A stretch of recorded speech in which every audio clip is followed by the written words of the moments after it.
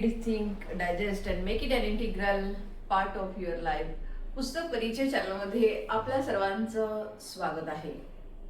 अलीकडच वयाच्या 40 नंतर थोड्या हेल्थच्या समस्या झाल्या आणि म्हणून व्यायामाला सुरुवात केली आणि जसं आपण सुरुवात केली तसं आपण इतरांना आपल्या मैत्रिणींना प्रवृत्त करूया म्हणून मी व्यायामाविषयी काही व्हिडिओ बनवले. त्याला खूप चांगला रिस्पॉन्स मिळतो आहे आणि मग या अनुषंगानं मला एका पुस्तकाची आठवण झाली जे मी 5 वर्षापूर्वी वाचलेलं आहे. म्हणजे जर तुम्ही युट्यूबवर आता सर्च केलं की माझा साक्षात्कारी हृदयरोग अभयभंग तर पहिला व्हिडिओ तुम्हाला माझाच दिसेल की जो मी 4 वर्षापूर्वी बनवलेला आहे. म्हणून माझ्या मनामध्ये आलं की ज्यावेळी मी तो व्हिडिओ बनवला त्यावेळी म्हणजे चॅनल नवीनच सुरू केलेलं होतं आणि त्यामुळे सबस्क्रायबर पण तेवढे नव्हते. आणि आता मला असं वाटलं की माझ्या मैत्रिणी ज्यांना या सगळ्या गोष्टींची गरज आहे म्हणूनच कदाचित व्यायामाचा व्हिडिओ जो आहे तो जास्त बघितला गेला असेल आणि म्हणून एक चांगला अनुभव, एक चांगलं पुस्तक तुमच्यापर्यंत पोहोचवायचं म्हणून हा खास व्हिडिओ. आज ज्या पुस्तकाबद्दल मी बोलणार आहे त्या पुस्तकाचं नाव आहे माझा साक्षात्कारी हृदयरोग. डॉक्टर अभयभंग यांनी लिहिलेलं हे पुस्तक आहे. आता या पुस्तकाच्या नावावरूनच आपल्याला समजते की माझा साक्षात्कारी हृदयरोग म्हणजेच हे पुस्तक जे आहे ते हृदयरोगावर असणार आहे.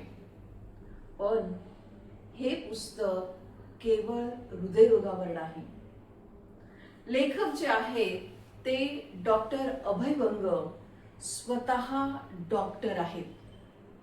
परदेशी जाऊन त्यांनी मेडिकलचं प्रशिक्षण घेतलेलं आहे आणि त्यानंतर डॉक्टर अभयभंग आणि राणी भंग त्यांच्या मिसेस त्या सुद्धा डॉक्टर आहेत. या दोघांनी ठरवलं की आपण जिथे गरज आहे तिथे काम करायचं आणि त्या दोघांनी मिळून निर्णय घेतला की आपण आदिवासींसाठी गडचिरोली येथे काम करायचं आणि तिथे त्यांनी सर्च नावाची संस्था सुरू केली आणि आजही ते तिथे काम करीत आहेत. आता विचार करा, एवढं शिक्षण घेऊन त्यांना गरिबांसाठी काम करायची इच्छा झाली. ते डॉक्टर आणि आजच्या काळातले आपण जे बघतो आहोत ते डॉक्टर, जमीन आसमानाचा फरक वाटतो. आणि खरोखरच म्हणून मला ही जी सामाजिक काम करणारी लोक आहेत ना ती देवासमान वाटतात. कारण सर्वसामान्य व्यक्ती फक्त स्वतःच्या कुटुंबापुरताच विचार करतो. जगामध्ये काय चाललंय किंवा आपल्या शेजारी कोणाला गरज आहे याचं त्याला काहीही घेणं देणं नाहीये. पण देश समाज चालला आहे तो अशा लोकांमुळं की जी लोक दुसऱ्याचा विचार करतात. आणि ती दोघं सुद्धा आदिवासींसाठी वैद्यकीय सेवा देत आहेत. त्यांचं खूप मोठं काम आहे. तुम्ही सर्च करून जर बघितलं तरी चालेल. मी तुम्हाला मागे पण बोलली होती की ज्यावेळी मी पुस्तक खरेदी करते तर पुस्तक खरेदी करताना पहिल्यांदा त्याचे लेखक काय करतात, त्याचं काम काय आहे ते बघून पुस्तकाची खरेदी करते. तर अभयभंग यांची तर खूपच लेक्चर मी ऑलरेडी युट्यूबवर ऐकलेली होती आणि म्हणून असं वाटलं मला की त्यांचं पुस्तक आपल्या संग्रही असावं म्हणून ते खरेदी केलं आणि हे पुस्तक खरोखरच मनाला खूपच भावलं. तर हे पुस्तक फक्त हृदयरोगाबद्दल नाही तर डॉक्टर अभयभंग कामामध्ये सतत व्यस्त. आता विचार करा, आदिवासी सारख्या ठिकाणी जिथे आदिवासी राहतात त्या ठिकाणी काम करायचं आहे जिथे शिक्षणाचा अभाव आहे आणि त्यामुळं त्यांच्यासाठी काम करता करता म्हणजे इतरांसाठी जगता जगता स्वतःसाठी जगायचं ते विसरूनच गेले. आणि मग सतत धावपळ काम या सगळ्या गोष्टींमुळे स्वतःकडे दुर्लक्ष झाल्यानंतर वयाच्या 44व्या वर्षी त्यांना हार्ट अटॅक आला. एक डॉक्टर ज्यांना कोणत्याही प्रकारचं व्यसन नाही, ज्यांना संपूर्ण म्हणजे डॉक्टर असल्यामुळे त्यांना काही माहिती नाही असं पण म्हणूच शकत नाही आणि तरी सुद्धा वयाच्या 44व्या वर्षी त्यांना हार्ट अटॅक येतो. मग ज्यावेळी हार्ट अटॅक येतो त्यावेळी त्यांनाच प्रश्न पडतो की एवढ्या लहान वयामध्ये मलाच का झाला म्हणून हार्ट अटॅक. आणि मग ज्यावेळी ते हॉस्पिटलमध्ये जातात आणि त्यावेळी त्यांना असं वाटतं, कारण ते डॉक्टर असल्यामुळे त्यांना सगळं माहिती असतं, म्हणजे जे काही ट्रीटमेंट चालू आहे ती सगळी त्यांना समजत असते. आणि मग त्यांना असं वाटतं की कदाचित आपण आता जगणार नाही.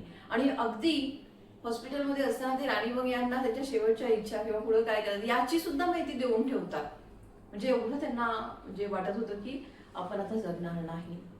आणि दैव कृपेने ते बरे होतात आणि बरे व्हायलाच पाहिजेत. मला तर असं वाटतं की या लोकांना असा त्रास व्हायलाच नाही पाहिजे, कारण ही लोक एवढं पुण्याचं कार्य करतात की त्यांच्यामुळं आज एवढी लोक आरामात जगत असतील तिथली. आणि त्यामुळं अशा लोकांना शक्यतो हे भोग यायला नकोत, पण आता आलेले आहेत त्यातून ते वाचतात आणि पुन्हा कामाला सुरुवात करतात. म्हणून या पुस्तकामध्ये त्यांनी हृदयरोग झाल्यानंतर त्यांना साक्षात्कार झाला, म्हणजे कसं जगायला पाहिजे, म्हणजे आपल्या जीवनशैलीमध्ये आपण कुठे चुकलो ते त्यांना कळून चुकलं. आणि मग पुढच्या पिढीला मार्गदर्शन व्हावं किंवा जीवनशैली कशी असावी, आपण जर आपल्या स्वतःकडे लक्ष दिलं नाही तर काय होऊ शकतं, या सगळ्या गोष्टींचा अगदी प्रामाणिक उल्लेख, कारण ही जी आहे ती वास्तव गोष्ट आहे, काल्पनिक लिखाण नाही, तर ही गोष्ट सत्य कथन आहे.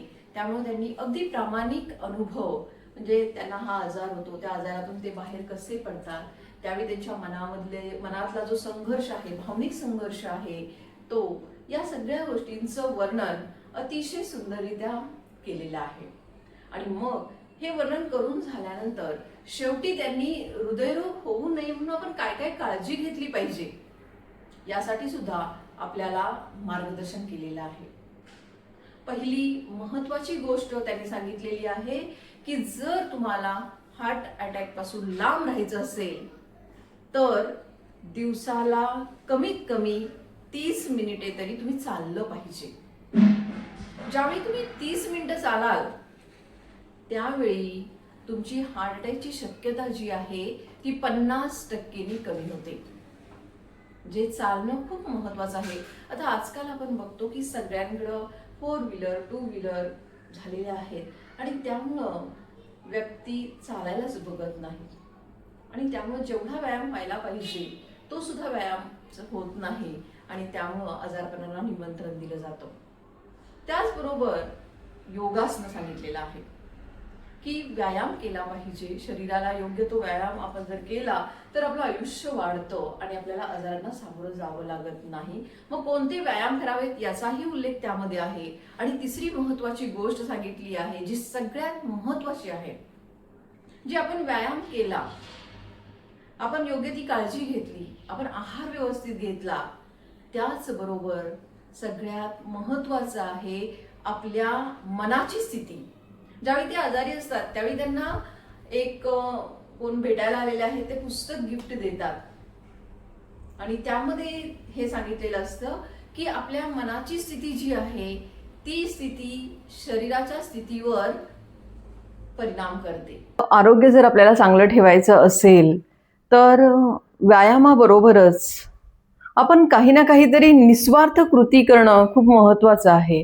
आणि अभयभंग यांनी सांगितलेलं आहे की तुम्ही दिवसाची सुरुवात करतानाच कोणताही स्वार्थ न ठेवता काही ना काहीतरी निष्काम कर्म करा. यामधून आपल्याला त्यागाची सवय होते आणि आपल्याला जे काही ईश्वराकडून मिळालेलं आहे त्याबद्दल कृतज्ञताही यातूनच व्यक्त होते. आणि म्हणून व्यायामाबरोबरच आपली मनस्थिती जी आहे ती मनस्थिती चांगली पाहिजे आणि ही मनस्थिती चांगली राहण्यासाठी आपल्याकडून निष्काम कर्म सुद्धा झालं पाहिजे. आणि मग ज्यावेळी आपण निस्वार्थ कर्म निष्काम कर्म करणार आहोत त्यावेळी आपण अनेक आजारांपासून सुद्धा दूर राहणार आहोत. आजकाल जर आपण आजूबाजूला पाहिलं तर नोकरीच्या निमित्ताने किंवा पैसा मिळवण्यासाठी दिवस रात्र लोक कष्ट करत आहेत. मग प्रश्न असा आहे की जर तुम्ही तरुण वयामध्ये फक्त पैशाच्याच मागे लागला, दिवस रात्र तुम्ही कष्ट केले तर हा मिळवलेला पैसा काय उपयोगाचा? जर कालांतरानं तुम्हाला एखादं आजारपण आलं तर आयुष्यामध्ये तुम्हाला असं वाटेल की अरे आपण एवढा पैसा कमवला त्याचा काय उपयोग?